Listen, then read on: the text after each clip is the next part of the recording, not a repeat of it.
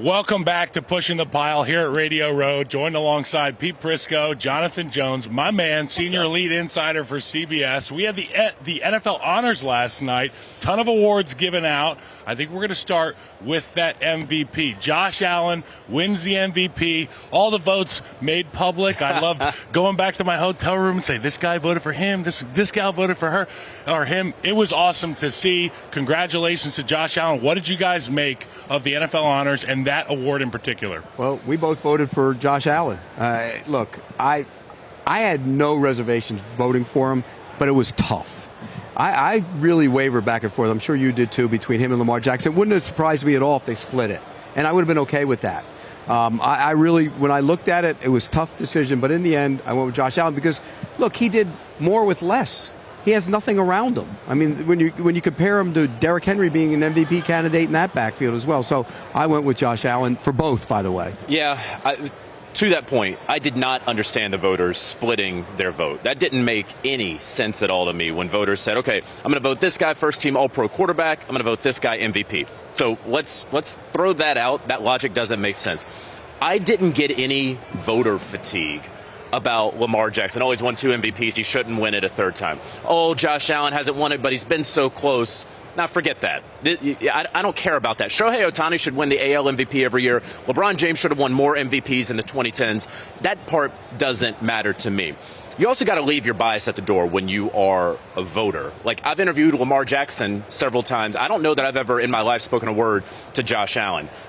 You can't consider. I saw Josh Allen play in person against the Chiefs and the Lions. I did not see Lamar Jackson play this year. Josh Allen didn't have those big standalone games at the end of the year, whereas Lamar Jackson did, right? He played on Christmas. You can't worry about that. Lamar had the tougher division. Josh didn't. And so now down the stretch when he's playing the Jets, well, that game kind of doesn't matter. Lamar was playing in meaningful games down the stretch. Then you had the head-to-head. 35-10, Lamar Jackson's Ravens won.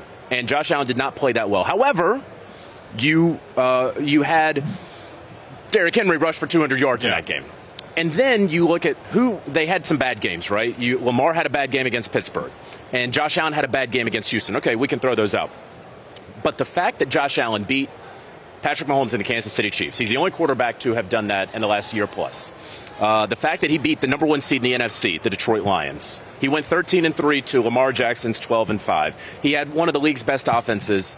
All of those things, and Pete, to your excellent point starting out, he did more with less. And that's why Josh Allen, for me, was number 1 in MVP voting. And there's no doubt for me that Lamar Jackson was top 2, and he was number 2 for me. That's where I want to pick up the dribble, because Pete made a great point. You just hammered it home. Doing more with less. That Ravens roster is a really, really, really good one. Defensively, offensively, they go add Derrick Henry in the offseason as the catalyst to get them over the hump against the Kansas City Chiefs. Well, lo and behold, they never even had the opportunity to go dismantle that Chiefs dynasty. Josh Allen went out there and kicked ass all season long. He was fantastic. Both quarterbacks did. Both did. But to your point, Josh Allen did more with less all season long, and I loved watching him play. I think that it could have been a split shared MVP, but I'm not frustrated with the results. I wouldn't have been frustrated with either result. Josh Allen earned it. Neither would I. Yeah. Neither would I. If Lamar Jackson, honestly, going into honors, I thought that Lamar Jackson was going to win because, again, I don't understand the split vote logic.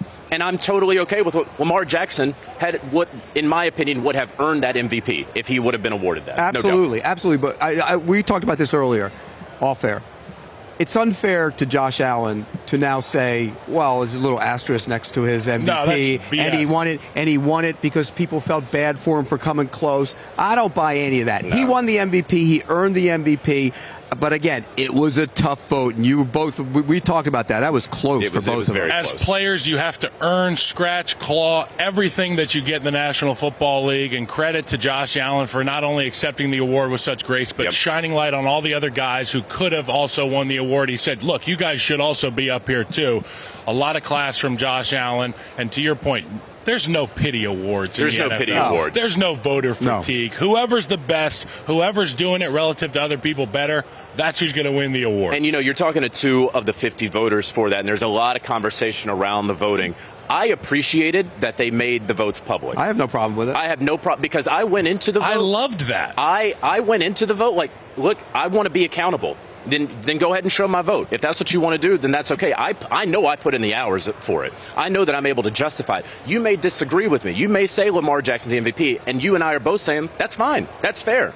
But I know that I put in the work behind it, and you can show it, AP. That's fine. I'm the same way. Yep. Whatever you want. You show all my stuff. I don't care. Okay, we're going to move on to some other takeaways from NFL honors. We'll start at the top of the list with the Coach of the Year, Kevin O'Connell, who's only a couple years older than myself. Sometimes I look at Kevin O'Connell and I say, what the hell am I doing with my life? That guy's leading the Minnesota Vikings. He's a brilliant coach, and he brought home the Coach of the Year last night. What did you guys take away from that? I had Dan Campbell number one. I had Kevin O'Connell number two. I had Dan Campbell number one because of what they did in the final game of the season, winning the NFC. But, yeah, Kevin O'Connell was number two for me, Pete. Yeah, and the vote is done by Monday. You have to do it the That's Monday right. after that game. So you take into account the entire season. I voted for Kevin O'Connell in large part because he did it with a backup quarterback. Yeah. And I know the Lions had all those injuries on defense and had to deal with that. So, yeah, I understand why Dan Campbell could be the choice. But I went with a guy who played with a backup quarterback all year long and won 14 games. Yeah, you had the backup quarterback argument. I had the look at all of the attrition they've had for injuries. And then for me, it was the final game of the season where they got the home field advantage and they kind of pantsed him. But, yeah,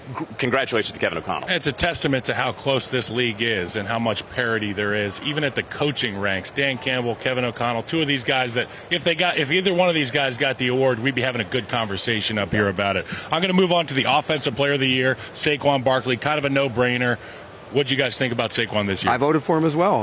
Look, it was amazing. I mean, 2,000 yards and could have probably broke the record had he played longer in that final week of the season. Yeah. So I was really amazed at how well he played. But more than that, the offense is all about him. He makes it all go. The offensive line, we talk about it all week. It's great, but that guy is special now. The Offensive Player of the Year award for me is not the MVP award. Correct. Right? MVP, you put that value on valuable, so it can't really go, I don't think it should go to a quarterback here.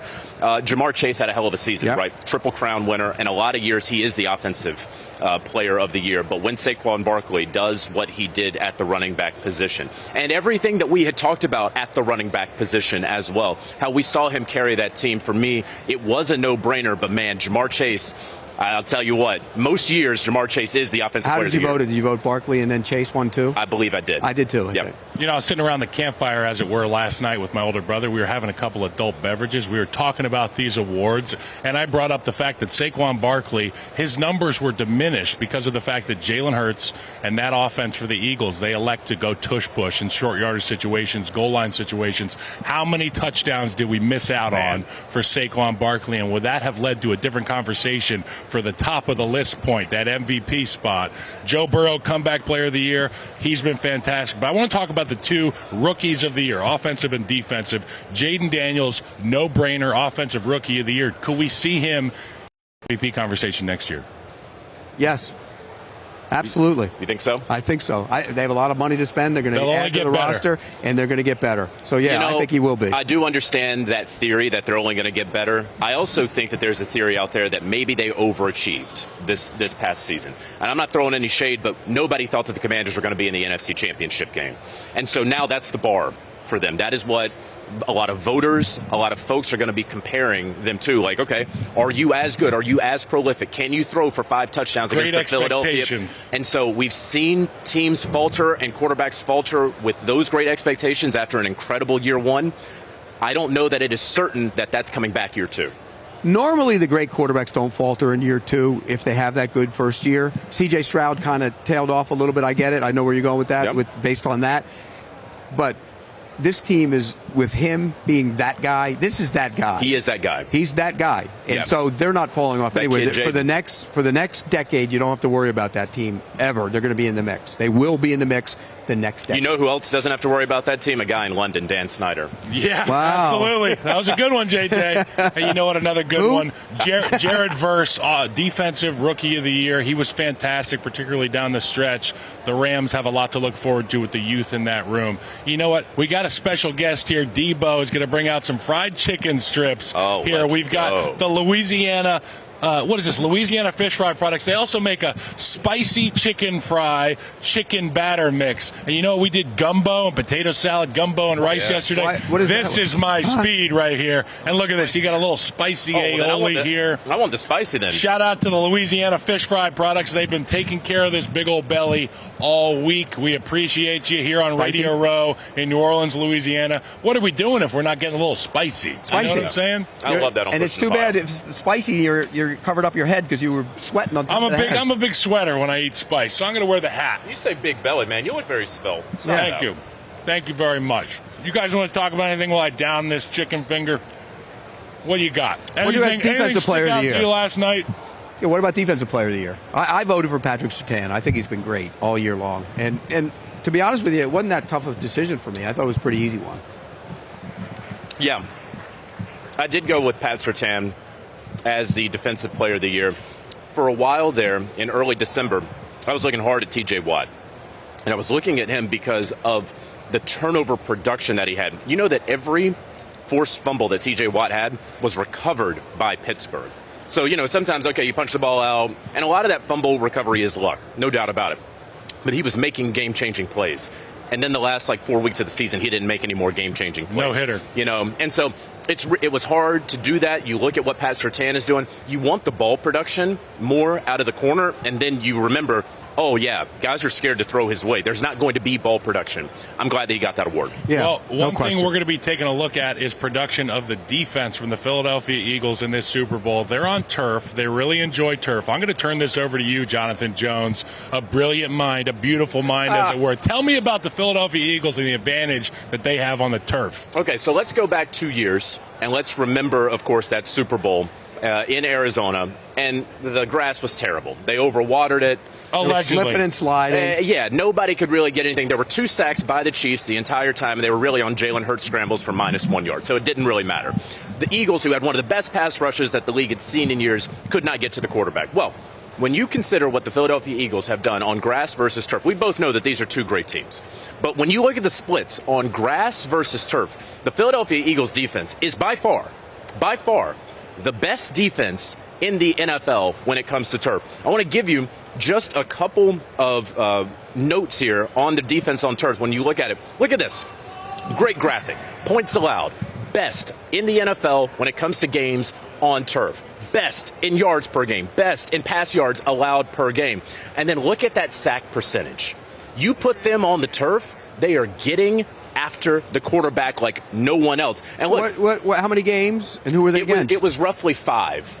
And I mean, you know, they weren't against, they played the Giants, for example, right? So they're on that. Saints. Right.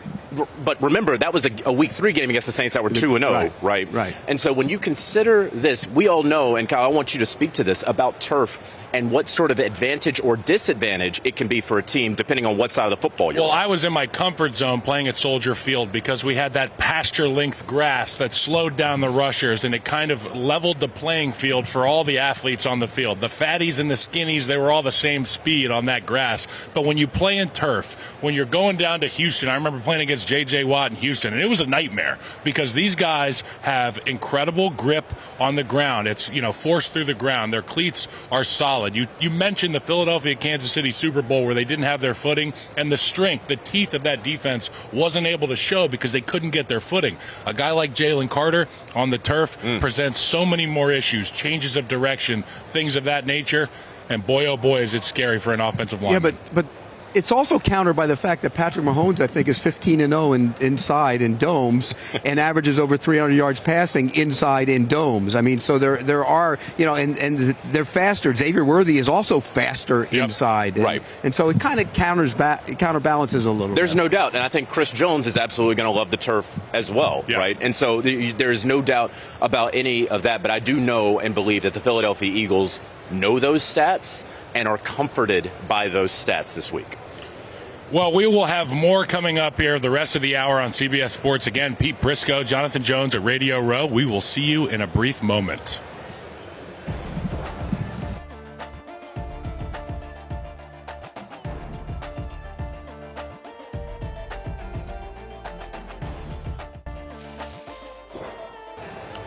What's going on, everybody? Welcome back to Pushing the Pile live from Radio Row. Jonathan Jones, Pete Prisco, myself, Kyle Long. We're going to talk about another thing that was announced last night, the Hall of Fame class. Pete, I know that you have some strong takes here. I'll let you take it away. Pete has a strong take? I'll let you take it away on the list of guys who got in, but more importantly, the guys that didn't get in. Well, first off, let me say about the guys that were finalists, I think you can make a case for every single one of them to get in. Those 15 guys. And I think there's a real problem in that the class is shrinking and not going in the other direction. It's the sport with the most players on any team's roster out there, and yet they shrink the pool. Why? What's the point of that? Because Deion Sanders said it's not elite enough a couple years ago, and so now they're reacting to that. Yes. It makes no sense to me. You have more players in any roster in any other sport, and yet they're shrinking the pool. A, that's a problem. B, the way it's voted on is a major problem. You have block voting. You know, this guy in New York, well, I'll vote for your guy, you vote for my guy, and they will deny that to no end. But that goes on. I used to be kind about this, but I'm done being kind about it because crooked. they're not. No, it's not crooked. It's just not the right way to do it. And why are they in forever? He's a Supreme Court justice. You mean the voters? Why Forever. the voters? Yeah. Forever. You're in. You never lose it. No matter what, you're a Supreme Court justice. So I joke around, I call them the Supreme Court justices, and they don't like that either. But the bottom line is I don't like the process. I think it needs to be changed. It needs to be better. You need to get more people in. You need to change the way it's voted on. You don't need to go to baseball. What do they have? Like 380 people vote? And it's secret. Yeah. I mean, and there's a lot of secrecy around this one as well. I will say, and maybe we could put up the graphic of the guys who got into the Hall of Fame. Pete, I should have known better. I thought that you were going to start with congratulating the 4 guys who got enshrined into the Hall of Fame. Congratulations to everybody who's a finalist and everybody who gets this far. It's great. It's a tribute to you. And look, it's great that they did that. I just think the process needs to be revamped because there should be more than 4. Okay, so let's go ahead and talk about Jared Allen, who was one of the best pass rushers Love him. of a generation, who couldn't get in last year because Julius Peppers went in as a first ballot Hall of Famer. Let's talk about a Sterling Sharp who had been knocking at the door, but because of injuries that shortened his career, it took him a while for that sort of resume to age better. Antonio Gates should have already been in. I'm glad that he is now finally in. And Eric Allen, Sun Devil. Yeah, Eric Allen was a great corner. I mean, he was outstanding for the Philadelphia Eagles. And look, there were 3 Sun Devils in the final 10, so I was happy about that. You swell with pride. I did. In the final 10? Yeah. You know who was in the final 10? Yeah, it was Suggs. Well, about 15. But yeah, Suggs was one of them. So, yeah. But bottom line is, Eric Allen was a great cover corner. And look, again, they all were deserving. The Gates thing is another one that just shows the process is flawed. It's silly. Why? He should have put his helmet in the locker and gone straight into camp. Correct. First ballot Hall of Famer, but you know why? Well, not under our watch. We're not going to put him in first ballot. We're going to make him sweat a little bit. It's just like when they kept T.O. out. It's unfortunate. And you know what? You're talking about guys that are getting in. There's 2 names at the top of the list, in my opinion, that didn't get in that are worth talking about here. Eli Manning and Fred Taylor. I know Fred Taylor is a guy that you stand on the table for weekly at Pushing the Pile. Give me a little bit of insight on why maybe they didn't get in. Okay, let me start with Fred Taylor. Here's the reason why Fred Taylor is Exhibit A on what's wrong with the process. Fred Taylor didn't go to Pro Bowls. Why didn't he go to Pro Bowls? He played in Jacksonville. Jacksonville was a small market team that got little attention. But when he was playing there, it was a new team, so it really got little attention. He also played at a time where he put up really good numbers every year. There happened to be a guy or 2 that put up better numbers, for example, and then they fizzled out. Like Priest Holmes put up monster numbers. Jamal Lewis put up monster numbers, but they didn't do it over the course of the long haul. He had sustained excellence. And so he got hurt from that as well when it came to all pros and stuff like that. But more than anything, nobody watched him. The guys that vote, few of those guys can sit there and say, I'll tell you exactly how Fred Taylor plays. He was 6'1", 235, had a jump cut, ran 4.3 in the 40, was actually timed in 4.27, and was capable of lining up wide right and beating Rod Woodson, one of the fastest men who ever played in the league, one-on-one for a touchdown in the passing game. The guy was truly special, but they don't know that. All they know is his stats. Oh, he only went to 1 Pro Bowl instead of doing the work, and that's part of the problem. Go ask any player. Ray Lewis, Derek Brooks, LeVar Arrington was down there. I was on their show today. I said, who's the best running back? He said Fred Taylor was the best running back I ever played against. That's why he should be in the Hall. You ask a bunch of players, and I think they're going to put a whole bunch more people into the Hall of Fame. I'm just going to go ahead and say that. I think everything that Pete said obviously is verifiable fact. I think ultimately of these 15 finalists, I would not be surprised and have talked with folks who would put Fred Taylor in that 13 to 15 range. I don't know, and I know, Pete, deep down, you don't know if he's actually going to get in. I don't think he's getting in. You don't think he should get in, is your point. Yes. He absolutely deserves to be in. But there's going to be a lot of guys who deserve to be in. And I know that we're going to talk about Eli Manning. And we got some takes on that. Guy deserves to be in is Luke Kuechly. I agree. Right. I mean, you talk about best middle linebacker for almost a decade. Obviously, the concussions derailed his career. Did he do it long enough? Okay, whatever. Should he be in first ballot, second ballot? He better get in 2026. But that, to me, is the guy who, especially if you only got 4 guys going in and you got room for a 5th, it should have been Luke Kuechly. Let me ask you this real quick on one thing on Fred Taylor. And this is how I kind of gauge this, and I know the Hall of Famers will do it. Next year, Frank Gore is up. No. Well, Frank Gore is 3rd all-time in rushing yards. Not a first ballot Hall of Famer. But he wasn't better. No offense to Frank Gore, he wasn't better than Fred Taylor. He had better numbers because he compiled and he did a really nice job, and he's arguably a Hall of Famer too. Which is really hard to do with the running back position. You're damn right. At any position. At any position, no doubt at all. But if you ask yourself, was he better? He was not better. No. And that's how you define that. There is something to be said about a running back playing as long as Frank Gore did. No, and I give him tons of credit for that. And he should be in the Hall of Fame, too, and he will get into the Hall of Fame. Hey, guys, we should continue this talk on Pushing the Pile another time, but I'm going to switch gears and talk about the guys' Hall of Fame chances for players that are playing in this Super Bowl in New Orleans. Obviously, there's some slam dunks. Patrick Mahomes, he's probably already been fitted for his gold jacket. Travis Kelce as well. A guy like Chris Jones. Lane Johnson, a dude that I came out in the draft with. What an absolute stud he's been for a decade plus for the Philadelphia Eagles. What do you guys think? Are there any surprises, maybe guys not on this list that you think should be future Hall of Famers in the Super Bowl? Yeah, so we have Mahomes, you got Kelce, you got Chris Jones, you got Lane Johnson. Guys who are on that trajectory, I think you got to put Saquon Barkley on that trajectory right now. He can't retire after the Super Bowl and get in. Right? No, but if these guys all retired after the Super Bowl, they all get in. There's no, I don't think there's any doubt about that, right? All of them. But you could get a Jordan Mailata. He just joined the elite party, though, Saquon, in terms of playing with elite. Yeah, Saquon's got to have another year like he had this year. Not to that, but like 1,700 yards, and then all of a sudden and they win this. They win this week. He has another year like that. And then maybe he starts tailing off, but he still puts up big numbers. What about DeAndre Hopkins? I say no. Right now, I would say no. Right now, we're going to get a backlog at wide receiver. Correct. Torrey Holt didn't get in. Steve Smith Sr. You got Reggie Wayne. Larry Fitzgerald is coming up. Antonio Brown's going to be up. Julio Jones is going to be up. Where is DeAndre Hopkins ultimately going to fit in? Heck of a career. A 5-time All-Pro, right? That's nothing to snub your nose at. But he's probably on the outside looking in for me. Yeah, I would agree with that. And again, you talk about the receiver. They always say, well, the receivers, their numbers are all going to hurt them. They're bloated because of the passing game and everything. Well, are we going to go back in the 70s and take the runners out then? I mean, you're not going to do that. No, you aren't. Obviously. So there's probably one runner from the 70s you'd take out. Guys, get it together. Get it together. This was a lot of fun. Another good block here from the Radio Row set for CBS Sports Pushing the Pile. We will see you here after a quick break. Don't go anywhere.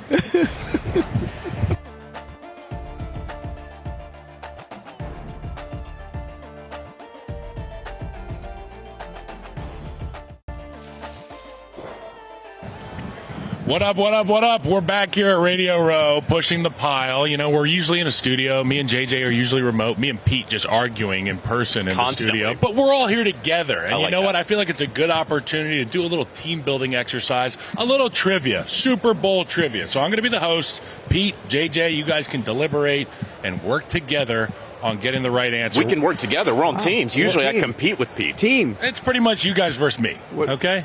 It's you guys versus history. Trivia. Pete, shut up. Pay attention. Which 2 teams have lost 4 Super Bowls without winning 1? Which Bills 2 teams? And the Vikings. There you go. That's number 1. You got that one right. New Orleans is tied for hosting the most Super Bowls, 11, with this other city.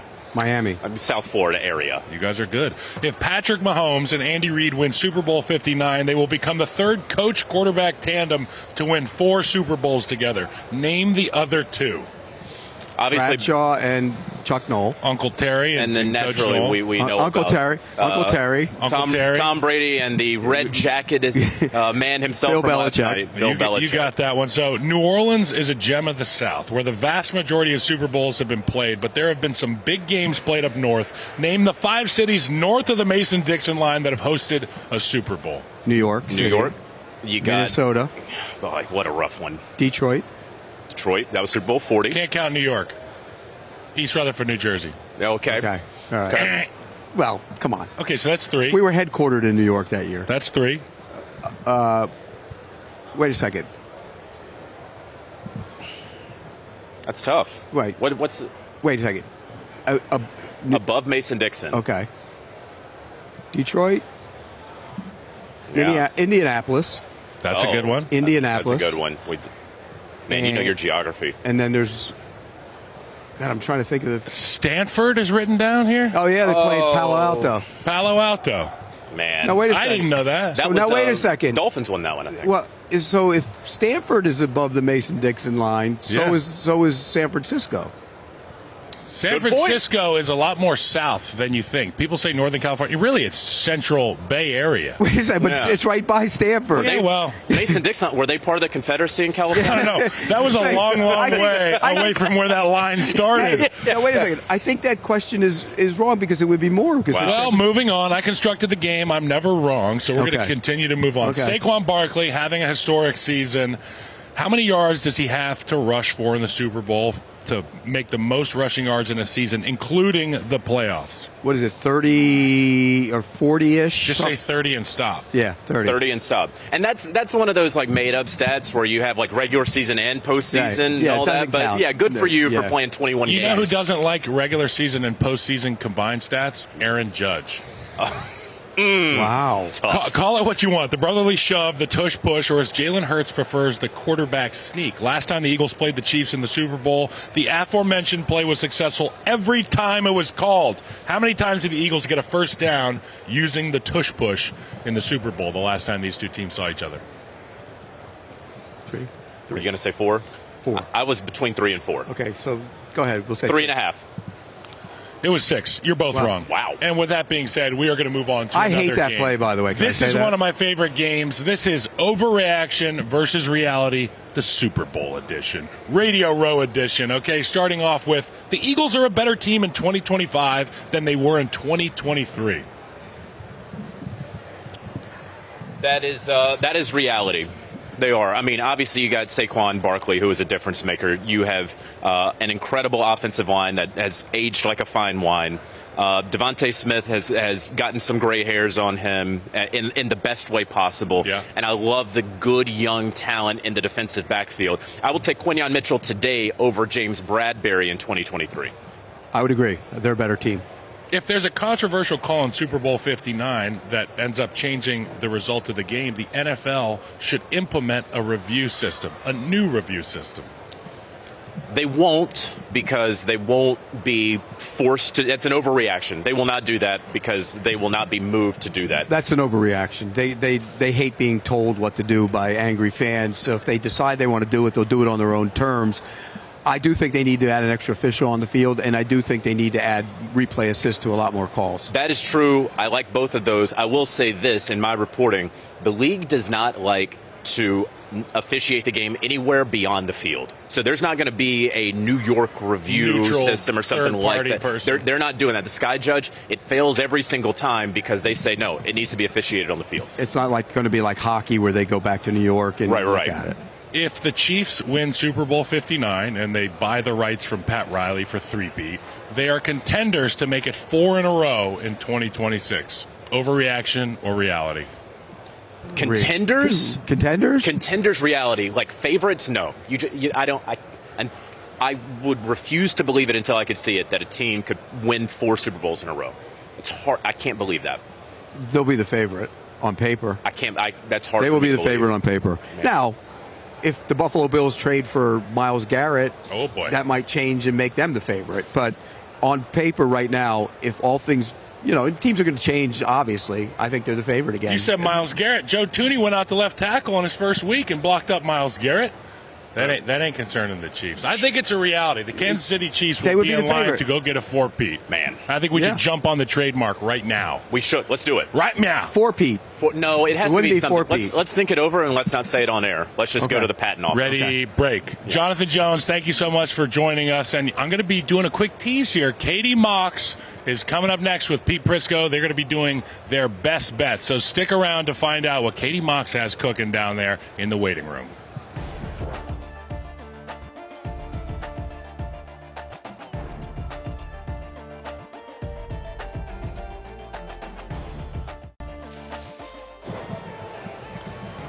All right, welcome back to Pushing the Pile on Radio Row. And another friend has joined us, friend of the program, Katie Mox, absolute all-star, my Tops teammate. And we got Pete Prisco up here. We're going to talk about some best bets and some picks and props for this game. We're going to be starting with the official Super Bowl against the spread pick. So, Katie, who do you have in this one? Well, you know, as on Tops, but us being teammates, I was beating the drum for Bill Allen and the Bulls, and the Bills. I really thought they were going to be here, but I'm not doing it this time. I'm going with your Kansas City Chiefs. Yep. I'm going to lay the 1.5 with them on this one. The outright winner has won an 87%. They have covered the spread. And when we look at someone like Vic Fangio, I have a ton of respect for him, but he is 0-8 against Patrick Mahomes. Win against him 6 times with the Broncos, 2 times with the Dolphins. I think that's going to happen again. I'll lay the 1.5 with the Chiefs. Pete? I'm going with the Chiefs. I'm not picking against Patrick Mahomes. Not in these big games. He's so good bringing his team from behind in these situations. He's also undefeated in the Dome. And that's incredible to me that he's never lost a game inside a Dome. I don't think he's going to lose this one. I'll take the Chiefs minus the point. Really not smart to pick against Patrick Mahomes. We've learned that. We've all been bitten by that at one time or another. Not me, though. I never pick against Patrick Mahomes. But the reason I am going to be picking the Kansas City Chiefs is because of their discipline, because of the fact that they have so many coaches on that staff who preach discipline and the importance of every moment, the biggest moments. And when things go awry, these guys stay focused, particularly that offensive line. They find a way to win ball games. I'm going to be going Chiefs minus 1.5. Can't wait to see this one on Sunday. So the next one, we're going to go official Super Bowl total picks. Katie, what do you think the total is going to be in this one? So the line kind of jumps around, right? It's 48.5. Some places it's gone up to like 49 or 49.5. I like the over in this one either way. Now, the public does love to bet for the points. And normally I don't like to go with what the public likes. 64% of the handle right now on the over. But if we look at these last 2 Super Bowls where the Chiefs have won, which we all think is going to happen, then I'm going to go the over on this one. I don't think it's quite as high scoring as the last one, but I think it is going to be close to that. One thing I will say is if you did want to bet on the Eagles in this game, the first half, maybe laying that 1.5 with them in the first half is the way to go. Because as you know, Kyle, we have seen them trail in the first half, losing by 10 points going into the second half, which is where Patrick Mahomes, I don't know what happens to him. You sprinkle that little fairy dust on him and he goes crazy. Yeah, I'm going to go with the over as well. I think, again, I go back to the turf. It's going to be a fast track. It's going to be a lot of points. I think Patrick Mahomes has been really good. He averages over 300 yards passing inside a Dome. I think he's going to have success. But I also think the Eagles are going to move the football, too. So I'm going to go with the over as well. You know what? The over is a good spot, but we just had Jonathan Jones on talking about how impressive the Eagles have been on turf defensively. But on the other side of the coin, Patrick Mahomes gets even more explosive in that offense when they're on turf. So what I did, I added up what I thought the score was going to be, and I think that's how you find out the total. Yep. It is over 48.5. Okay? All right. 52 points is what I think is going to be on there. Okay, we're moving on to our official Super Bowl MVP pick. Katie, I'll let you kick this thing off. Who's going to win the MVP? Well, it's got to be Patrick Mahomes, right, guys? We just talked about this. We think that the Chiefs are going to win the Super Bowl. He has won the MVP award in all 3 wins in the Super Bowl, including against Jalen Hurts the last time when arguably Jalen Hurts had the better game, but it still went to Patrick Mahomes. So you got to go chalk on this one at plus 120. But I will say, if you like the Chiefs to win and you want to take the money line, that's at minus 124. You get better value on betting Patrick Mahomes to win MVP than laying on the money line at plus 120. I love that. I'm going with Patrick Mahomes as the MVP as well. But if you're looking to sprinkle a little bit somewhere, Chris Jones plus 6,000, the defensive player. If he has a couple sacks, they stop Barkley, sack, fumble, turnover, big play. I think he has a chance, plus 6,000. Hey, look, obviously I could go out here and pick Patrick Mahomes or sprinkle in some Travis Kelce, but I think if I'm going to go with a dark horse, I'll go Leo Chenal, where they're going to be in some base. You're going to have opportunities for mano-a-mano with Saquon Barkley and Leo, but also Jalen Hurts looking underneath that third level of the defense. That's where Leo and those linebackers are going to be roaming. I could see maybe a couple big plays from the second level of that defense. By the way, I don't think Leo Chenal has been talked as much At all. No. This week around here, you go on radio shows, everybody's talking about Leo Chenal. Hey, beast. Well, they're going to be in base. They're going to have to load the box against this He barely guy. even played against Buffalo, but he's going to be. There's a werewolf that resides in the backfield for the Philadelphia Eagles by the name of Saquon Barkley, and you got to go get a witcher when you got a werewolf. And the way they talk about Leo in that locker room, he's like Pocket Hercules. There's nothing he can't do.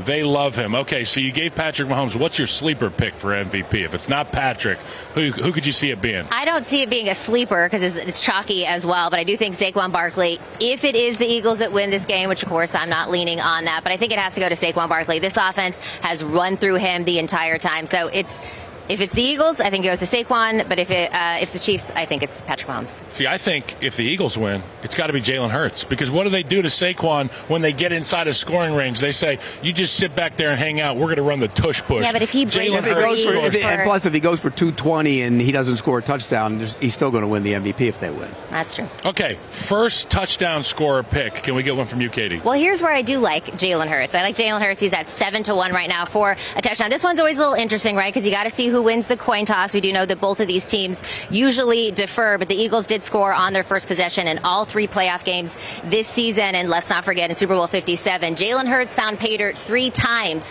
with his legs. So if they drive this down the field, maybe Saquon does it, like you just said, Pete. They get towards the goal line. They're going for the tush push. It's going to be Jalen Hurts. I'm going to go with Xavier Worthy for the first touchdown. He's also going to score the last and winning touchdown. That. He's going to get 2. So plus 950, get good odds on that. I think he's going to be big in this game. I really do. I wish we could pick the over-under on trick plays, because I know Andy Reid has so many of those in his back pocket, and I could totally see Xavier Worthy being the recipient of one of those explosive trick plays. Okay, guys, we've been asking everybody all week about Travis Kelce, and I'm not asking you about retirement, Travis Kelce. Does Travis Kelce propose if they win the Super Bowl? I don't think so. I don't think he wants to make this about him and about Taylor Swift. I think they win the Super Bowl. Maybe he retires or not. I wouldn't be surprised if a proposal comes a little bit later, but I don't think he wants to make this three-peat about him, because it will overshadow it. Yeah, absolutely. And I think with everything being so public in Travis and Taylor's life, I think that could be the one thing that they hold close to the chest, you know, and maybe they do it on another continent or something. Yeah, I guess she's okay. She's a singer, upstart singer. Okay. Oh, yeah. You know, you are a Swiftie, aren't you? No. But no, I actually sold my tickets. You saw her in concert, though. Yeah, I did. I'm a massive fan of Taylor Swift. Brought she's my talented. Wife Kate down there to the Hard Rock so to watch talented. her. The gal went for 5 hours straight without taking a breath. Amazing. She had about 42 wardrobe changes. The energy never dropped. I can see why a guy like Travis Kelce is so damn good in the playoffs, because he's got to match that kind of energy from Taylor Swift. Yeah. A lot of fun. Love Taylor Swift here. I do too. We're saying they're not going to do the proposal. I just don't think he's going to want to overshadow the Chiefs three-peat. Nope. If I were his teammates, I'd be like, what are you doing? Right. Well, we're going to have more to come on Pushing the Pile after a quick break. Thanks for joining us here at Radio Row.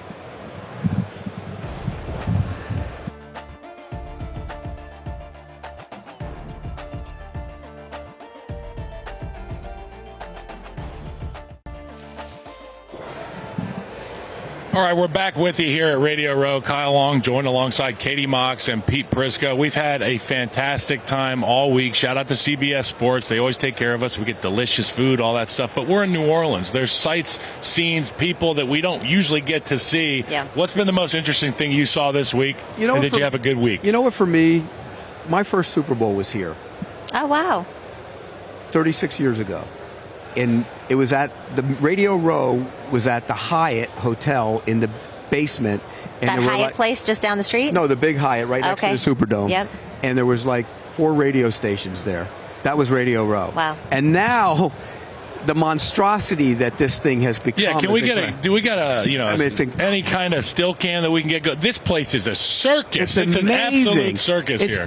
When I think to where the game was and where it is, it's incredible. And that to me struck me this week. I was really impressed when we were going to our team dinner the other night. We were sharing an Uber together. Pete was actually given directions to the Uber driver. He knew where everything was. He's like, don't you turn left here? Isn't the French Quarter over there? I'm like, how many times have you been here, Pete? Well, it's unbelievable. Me and my wife have come here a lot. We used to come a lot and just enjoy the downtown. It's fun. You're a wealth of There you knowledge. are. You know what I noticed? I'm staying at the same hotel as the Philadelphia Eagles. Everybody kept calling me Chris all week at the hotel. And I was like, first off, I called you Chris. way once, better by mistake. looking than Chris, okay? Way better looking. He's a smarter guy. I'm just so much more handsome than Chris. And I'm like, you're not a real Eagles fan if you're saying I'm Chris. I'm obviously the big fat O-lineman.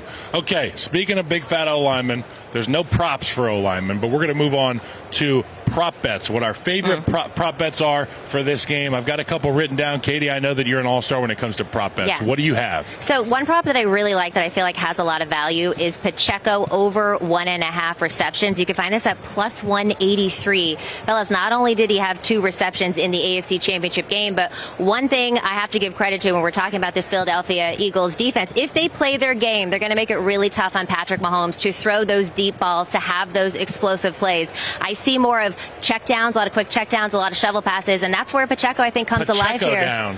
Pacheco down. Yeah. Plus 183 just for 2. I love that. I love it. I'm going to go anytime touchdown for Worthy. Like I said, he's going to score 2. You can cash in, get him anytime, and First and last. Yeah, and if you really want to cash in, you get both of them. Yeah. You get him to score 2 touchdowns. I bet that pays a pretty penny. You know, this is very telling about who I was as a student, but I answered this question wrong because I named 3. I'm going to give you Mahomes over 28.5 rushing yards. We know that the interior part of that offensive line is going to have their hands full. You love that one. Milton Williams, Jalen Carter. Well, Patrick is as good as anybody at navigating those rapids in the pocket. He's going to do a great job. And with Vic Fangio's zone defense back there, bend but don't break, they're going to try to keep it in front of him. It's going to provide some lanes for Patrick to rush the football. I'm also going Patrick Mahomes, anytime touchdown. We saw them go explode on the goal line out of the huddle. Everybody thinks it's going to be an inside run or quarterback sneak, which the Chiefs don't do. And it is a sneak. Outside the tackle box, Patrick Mahomes, he can either run it or throw it with that triple option look. I love that. And the other one, Jalen Hurts, anytime touchdown. They've been taking the ball out of Saquon Barkley's hands all year long in the low red area. I think that's going to be a home run. I got one more prop for you then, if we've got some more time. I like Dallas Goedert over 4.5 receptions. He's had at least 4 receptions in 7 straight games. He leads the team right now in targets. Well, he's tied with A.J. Brown, but I'm sure you know this, Kyle.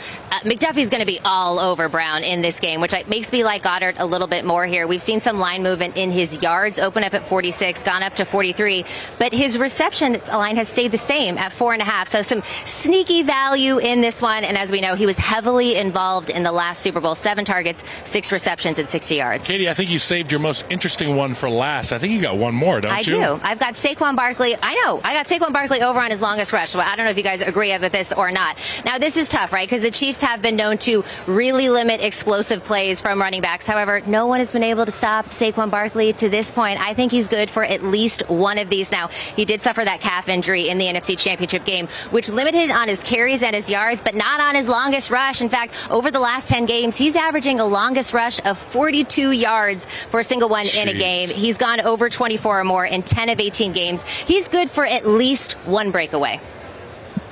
Well, that's he is, but I think they're going to do a great job on him. Yeah. I really They could do a great job against him. And As an offensive lineman, I'll tell you, I could block a guy 68 times if there's those 2 plays that he hits the quarterback, and that's all we remember. So if he does break a 40-yard run, that's the only highlight we're going to see. But Spags, that defense, I think it's 17 games in a row without a 100-yard rusher. Well, so here's the thing. So lines, I think 114 wasn't 17. It's gone back and forth a little bit. You and I were having a conversation before the show. You don't think he gets 100 yards in this game? I think they're going to do a great job on him. I'm leaning the other way, that he doesn't get 100 yards. Not even just, okay, what about one explosive run? Now, if he has 35 carries, he might get 100 yards. Wow. So I say the flow of the game will change. Which team's going to score first? You already said it's going to be Xavier Worthy, and you think it's going to be... Well, I think it's whoever wins the coin toss because they're going to defer. But if it is the Eagles, then I like the value on Jalen Hurts at 7-1. Heads or tails? They say tails never fails, but that's actually not true. It's about 50-50. I would rather go with whoever wins the coin toss wins the game. So give me the Chiefs and the Chiefs. Tails. I love that. Yeah, tails. I'll call both. Tails heads. Tails heads. Well, thank you guys so much for joining us here at Radio Row. Again, Pushing the Pile. You can find us on YouTube. Shout out to CBS for getting us down here. We have a great set, a beautiful week here.